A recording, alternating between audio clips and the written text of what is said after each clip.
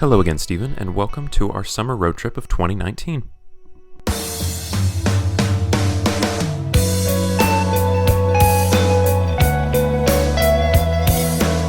So last month, we moved from Eugene, Oregon to Albuquerque, New Mexico.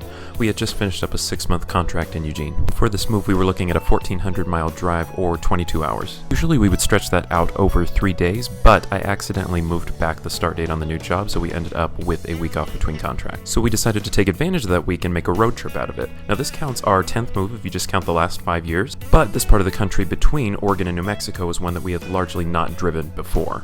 And the difference between this trip and past trips is that now we had a U-Haul trailer. Now that we're having a baby, we not only have additional stuff, but in the future we are going to have to fit a car seat in the car. So we had to come up with a solution to now fit all of our new stuff. And that solution was a U-Haul trailer. And the issue we ran into, as you can see me long-windedly describing in this video, is the trailer is incredibly heavy. The part that attaches to the trailer hitch is liftable as long as the trailer is empty, but as it gets heavier, and especially when it's full, I found it to be pretty much unliftable. Why is that an issue? Well, on our road trip, most of the stops we're making are national parks. And several of those parks do not allow you to drive around inside the park with a trailer attached. And for those stops, we were somehow going to have to figure out a way to disconnect the trailer, leave it, and then once we're done in the park, reconnect it to the car. My backup plan, if I'm unable to lift it, is to use the car jack, basically put it probably under here somewhere where it can actually screw in, and lift it off of that, and then have Trish back the car in. Anyway, we better get on the road. For day one of our trip, we traveled from Eugene to Ontario, Oregon, which is right on the border between Idaho and Oregon. Then for day two, we set out from Ontario, headed east, crossed the border into Idaho, and our first stop was at the Hagerman Fossil Beds.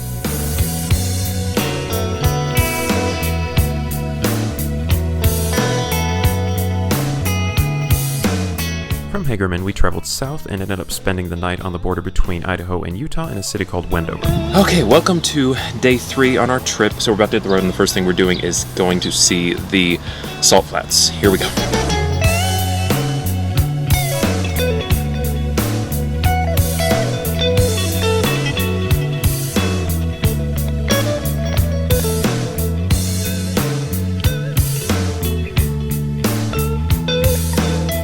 From Salt Lake City, we traveled south through the suburbs and ended up in Provo, Utah, where we spent the night. Day 4, we left Provo and traveled over to Moab, Utah, where we explored some of the national parks nearby. Now this was the first part of the trip where we were going to have to disconnect the trailer. It worked! And onto the parks we go.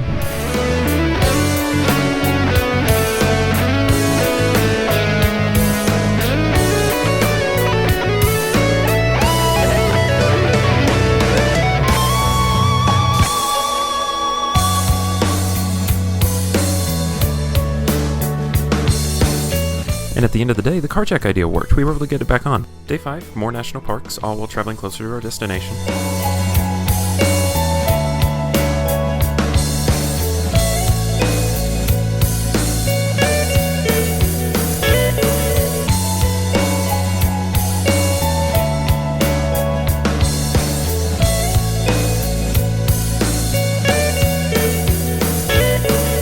We did stop at Four Corners Monument, but because we had the dog, we didn't want to wait in the long line to take a picture at the actual spot.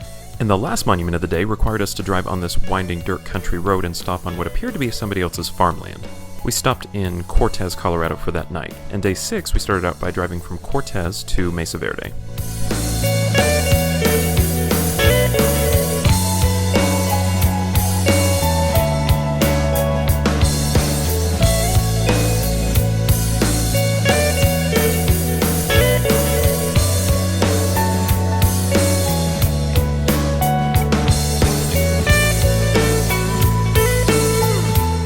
We left Mesa Verde and headed to Aztec, New Mexico. We were supposed to stay in Aztec that night, but we ended up being so ahead of schedule that we just made the drive down to Albuquerque that day. That way we could move into our apartment bright and early in the morning. And that is our summer 2019 road trip. If you don't count Christmas, this is probably going to be our last road trip until next year. But in the meantime, Stephen, I'll talk to you later.